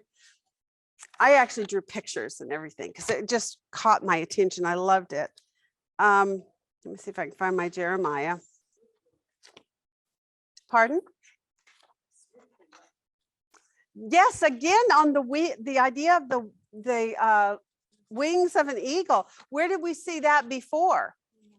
When the woman flees into the wilderness, the wings of an eagle give her protection. So here we see in 21, the earth has quaked at the noise of their downfall. There is an outcry. The noise, it has been heard at the Red Sea. We know where the Red Sea is. It's down in here. Okay, and actually there's like 2 arms of it or something like that. I might be right. That's a really bad drawing. Okay, so down here at the Red Sea is what that verse is talking about, right? And he says, the site of God's first destruction of a nation that threatened his chosen people was at the Red Sea. Did you remember that? Exodus. I'm giving you a statement here. Extra. This is I did a little commentary look because I thought that was interesting. Why are we all the way down to the Red Sea? And why is that even being mentioned in these prophecies about the end time, about God's judgment? There must be a point God is trying to make, is what I'm saying, right? He does that. And so in this says the earth has quaked at the noise of their downfall, Edom, in other words, and the inhabitants of Teman. There's an outcry, and the noise, it has been heard at the Red Sea. So they can, from a distance, the Red Sea can even hear the slaughter that's going on up here. It's a noise. They're hearing of it, in other words. And what it's saying here in my commentary was that Red Sea, why God might want you to know that the Red Sea is hearing this, because it was at the Red Sea that Pharaoh tried to annihilate Israel. And he had to split the sea to allow them to pass over into safety, remember? So it was the first destruction of a nation that threatened his chosen people. That's where God destroyed them, right, as they pursued him. So it's just sending another message to us that God is sovereign over this, and he will destroy any enemy that comes against his people. Just as he did in the days at the Red Sea with Pharaoh, he will do again now, and he's doing it, and they're hearing it. Okay. It's really interesting, the poetical way that these things all lay out. Behold, he will mount up and swoop like an eagle and spread out his wings against Basra. The hearts of the mighty men of Edom in that day will be like the heart of a woman in labor. We know what that's like, girls, right? Okay, so that takes care of Edom will be an object of horror in the Red Sea. We'll hear of it. And you can add in extra notes in. Okay, so let's just do an order of events here. I'm going to add one extra one up here that's not necessarily, it just helps us to anchor ourselves. Because Kay started us right here at mid-trib, right? Which is the 7th trumpet.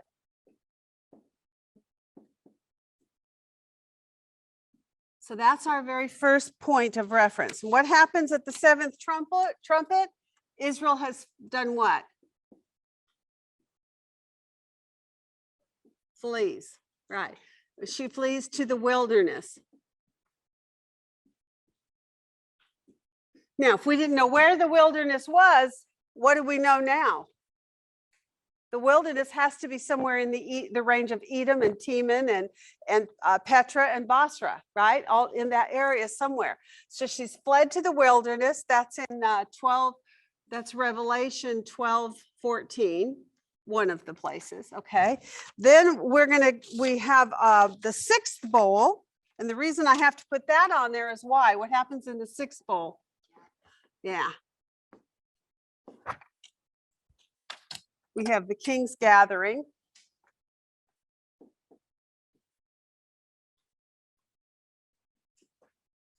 And that's in 16. What was it 14 or I forgot now. I didn't write on my paper here.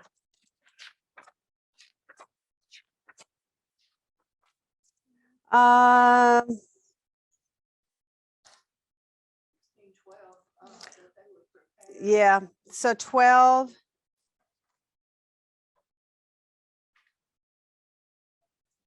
Yeah, we can just do 12. Well, let's do 16, 12, 16, 16. Could 12, let's just do the whole thing, 12 to 16.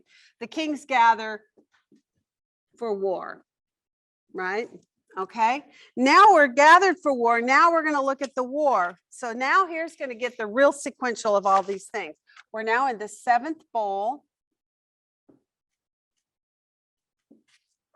This list to me was one of the most fascinating things that we did the first couple times I did this, because this is when it all gets kind of laid out in order that starts to make sense. Well, the first thing you see happening then is these are, according to Zechariah 12, these nations did what? The nations gathered. Again, it's just a repeat of what he says up here. Against Jerusalem.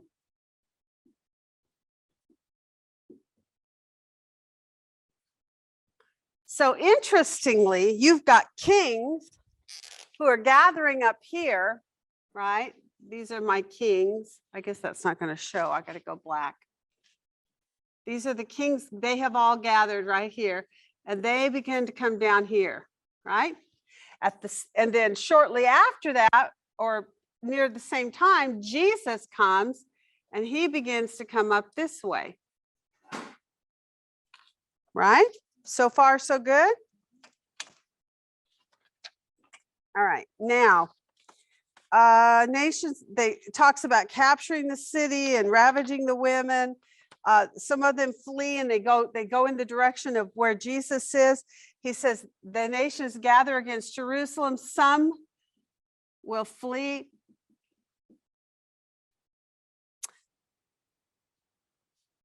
By my mountains, meaning along that Jezreel Valley area. That's in Zechariah, right? Then what's the next thing that happens? So we have.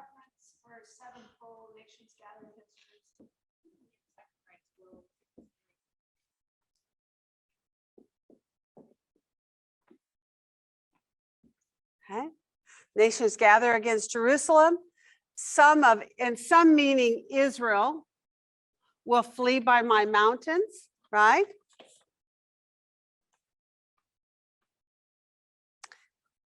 And so as that's happening, basically at about the same time, what's happening down in Edom?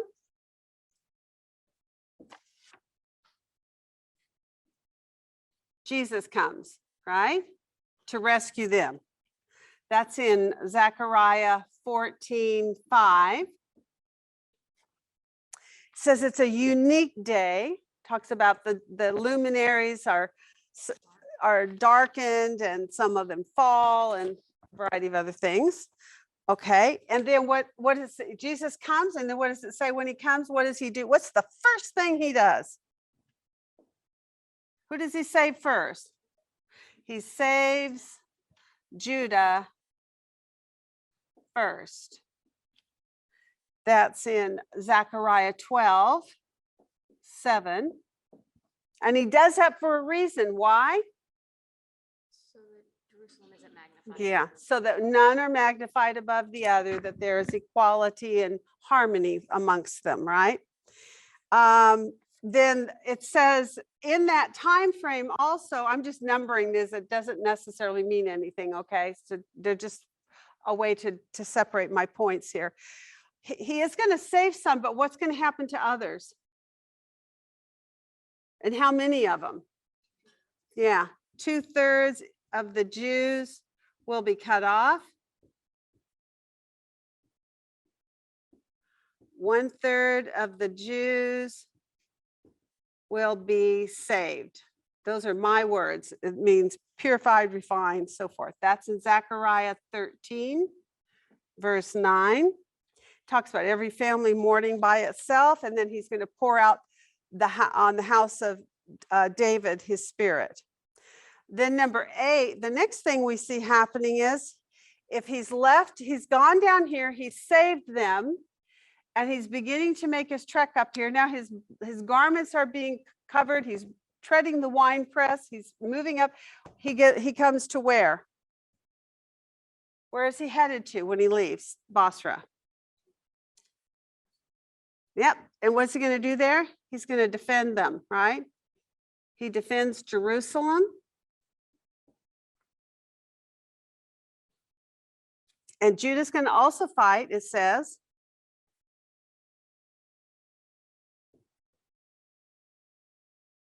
In other words, what does that tell you?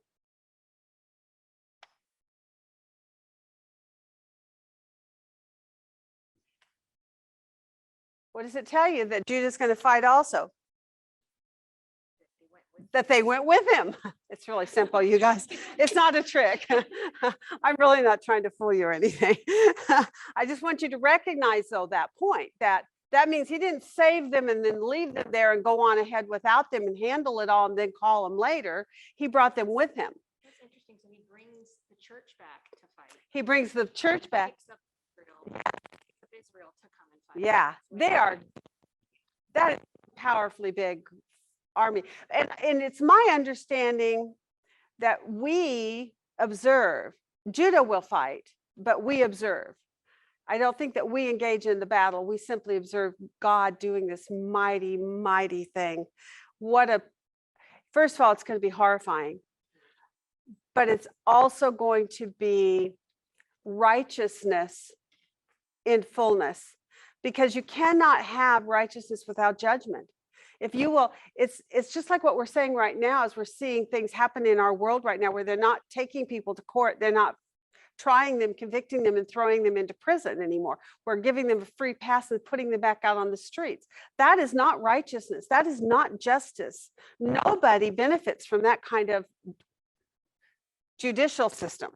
When God comes, his judiciary will be perfect.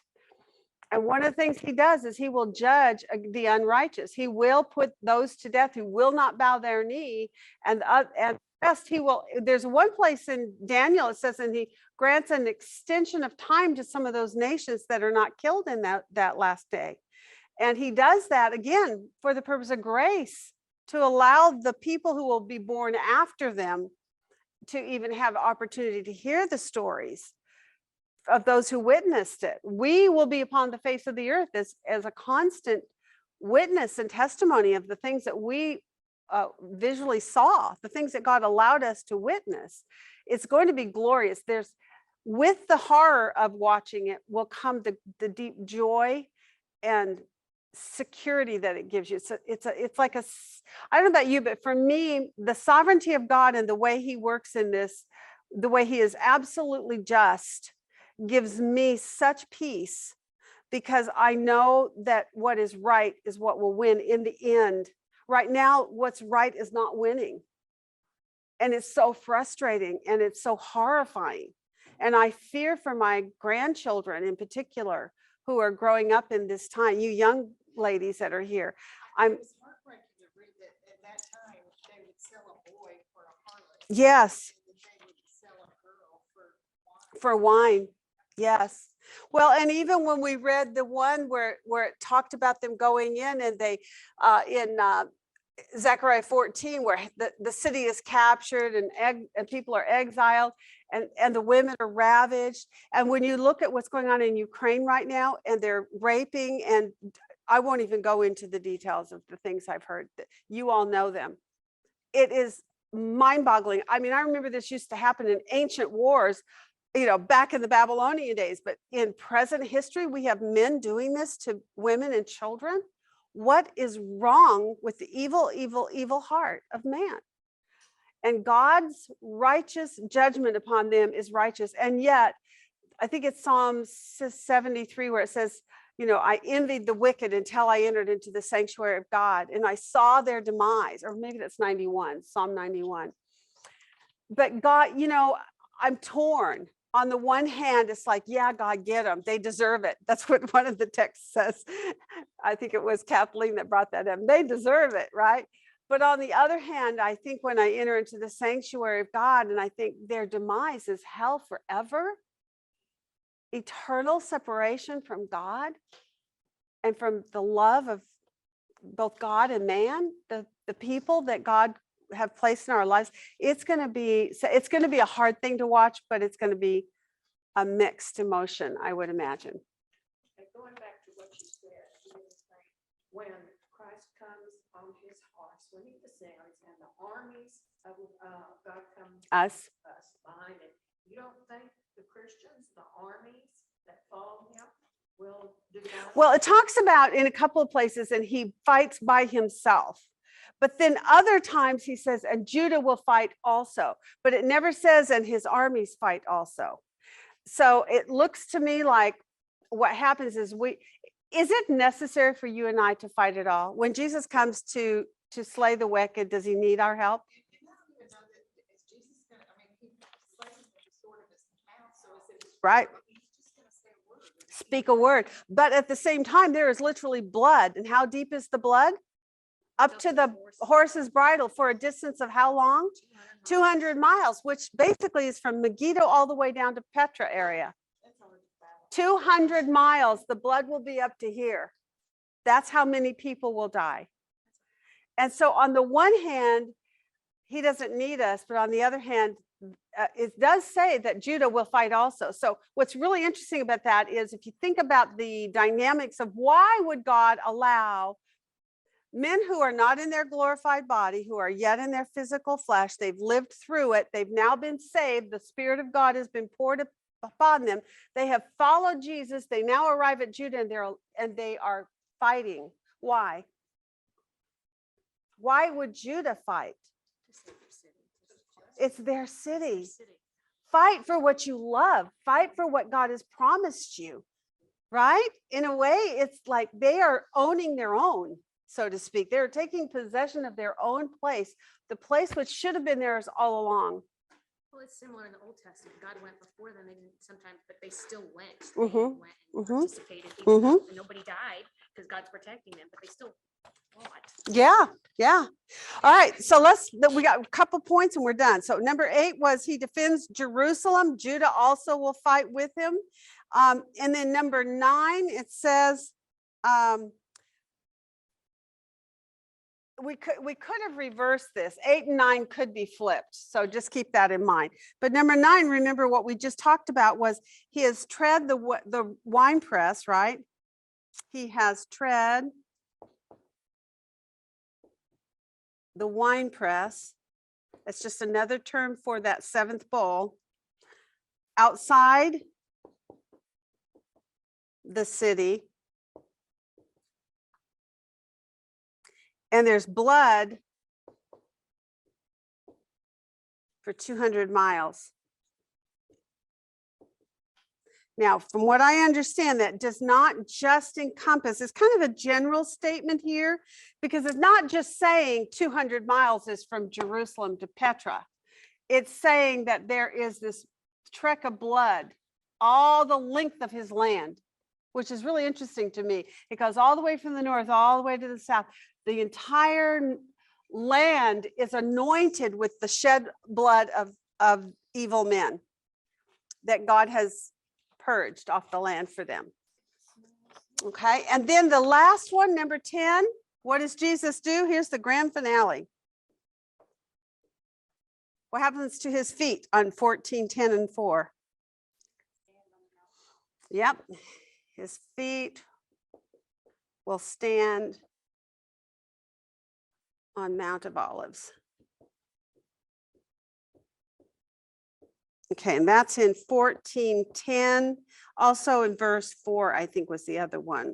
I added it on later, I think. Then after 10, we go into the millennial reign.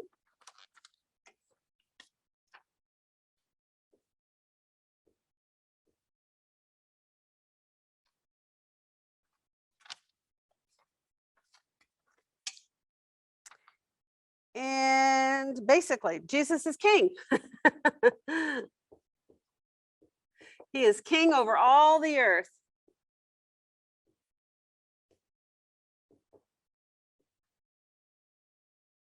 And that is in 14:9 of Zechariah. Oh, I should put this one on here though. Well, I don't have room, so I'm going to stop with my writing, but I'll tell you. The next point is Jerusalem is going to dwell in security, obviously, because he's king over all the earth. But the last one is in verse 16. Do you see what it says there in Zechariah 14:16? Yes, we will celebrate the Feast of Booths. All will celebrate the Feast of Booths. And those who don't, no rain will fall on their land during those days. So there'll be, again, righteous judgment, right? Awesome. So was that helpful to get the sequence of things and seeing the map of it? Carol, I know you were struggling with the map because you hate maps. How did you like that map? You liked it. Oh, a success. Holly, a success. I'm so happy. It really makes me so happy when I see people the lights are starting to come on. They're starting to get the picture in their head. And this is the complication really with eschatology on the whole. There's just so many verses. And when you're dropping in on every one of them, you have to sort it all out and get it in its right place. And some of these prophecies are speaking of their present day, and then they move into the future, and you have to parse it, what part is speaking about happened then and what part's coming in the future. It can get complicated, but the longer you work with this material, are you starting to see it easier and easier to drop in and recognize what you're looking at? Well, before this lesson, I thought Jesus came down and went boom, right to the Mount of Olives. That's right. And now he has to go rescue Judah first. And then he treads that winepress. Now we know really specifically what he's speaking about is that trek from Basra up into Jerusalem. So the winepress, that term is figurative. It's just a synonym really for the seventh bowl on the whole, because one thing we did not talk about is at the same time, what's happening over in Babylon, the city of Babylon. What happened in chapters? Yes, they're getting the cup of his fierce wrath in Babylon as well. So here we have all the way over here, somewhere in this area is Babylon. And in the seventh bowl, we saw in, I think it was 16, like 19 or something like that. It was at the end of 16. They're getting the wrath of God over here. So this is going on here. The kings I think maybe the kings even go in because it talks about the kings being there and witnessing it, right? So as they're making their trek over here to see some of this, maybe some of them stayed behind to watch, or I don't know. But it talks about in that chapter 17 and 18 about the kings of the earth seeing some of this and some of the merchants of the earth. So this is happening in the seventh bowl here. The kings are all over here. They're coming down. Jesus arrives. This is like a big kaboom clash going on in the Middle East at that time. Israel and Babylon both explode at the same time. Yes. Not that I think you're all wrong, but. Of course not. If Jesus goes to Edom first and then just before he gets to Jerusalem, he treads the winepress. Why? No. is there- I'm saying the winepress being tread is the whole seventh bowl. Oh, okay, because I was gonna say, why is his clothing already all covered with blood when he gets there? Yeah. Well, because as I think that it's symbolic, it's picturesque of what's happening when he gets there. From that point on, it's all about, because it says when he arrives, even in chapter 19, he arrives on the horse and his garment is dipped in blood. It's all symbolic. It's picturesque that he has come for war and to shed blood. So it isn't really at 9 on your list of events. I had told you that even these two could be flipped, where he's treading it and then he defends Jerusalem, because in order to tread, He says that's outside the city. right, So it seems like on his way into. on the way in, yeah. But then it also says it's a distance of 200 miles, which it covers all the way up to here. So again, it's just showing the totality of I think it has to do with it showing to us the whole breadth of Israel is being anointed with the shed blood of evil men. And it's a vengeance. Remember the how long, O Lord, until you avenge our blood? I think this is the avenging of the blood in that particular seal, where he says, how long will it be until you avenge? Because one of the passages that we read actually did speak of that, right? Talked about the avenging. I can't remember which verse it was. Oh, here it is. Isaiah 63 verse 4. It says it's a day of vengeance in God's heart, and it's the year of his redemption. So he's redeeming Israel back, and it's a day of vengeance upon those who are Israel's oppressors, and God in particular, God's oppressors, right? And they're gonna be, I'm not sure, but there was a passage that those kings, those armies that are fighting against him, God's gonna give them, kind of lose their mind, their hands are gonna be against each other. Yeah. Oh yeah. And look, we have all this that we could go to and plug all that in there if we wanted to, which is why what Kay had us do this week was go back and look at these passages where we found so much in-depth information on, and just try to pull out geographical location and try to pick up on the order of how things might occur. And so this may not be exactly perfect, but it gets you in the right area. You absolutely know that the nations are gathered in the sixth bowl, and here they gather against Jerusalem. So that means now they're down heading for war. So now you're in the seventh bowl. And then you absolutely know when he talks about some of them are going to begin to flee, and Jesus comes. And when he comes, where does he come? He comes at Edom, at Basra and Edom. So we've got certain things locked in by the work that we did this week that we didn't have locked in before. And so that's what this whole process was about, was trying to do a map in your head. Where does it happen? And what is the order, or at least the approximate understanding of the order. But the difficulty always comes when so much of what's said is through imagery statements. They're giving you, it's kind of like what they said about the Red Sea thing.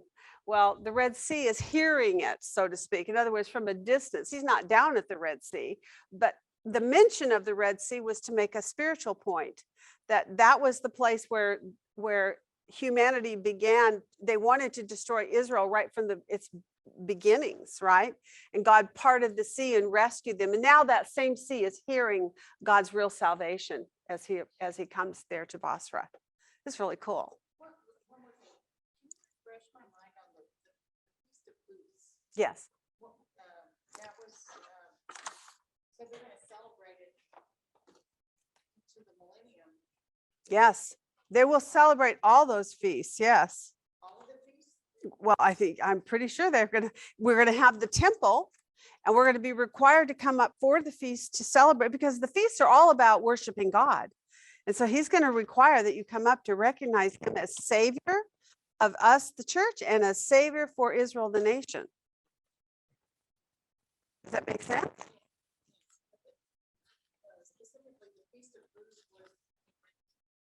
Tabernacles. It's Jesus tabernacling with us. Yes. That him now dwelling among us as king of over all the earth, and we is now dwelling, because remember what happened in the garden. God left. He had previously been walking with man on the earth. Well, after sin, he left. Now this is going to reestablish that God now dwelling with us.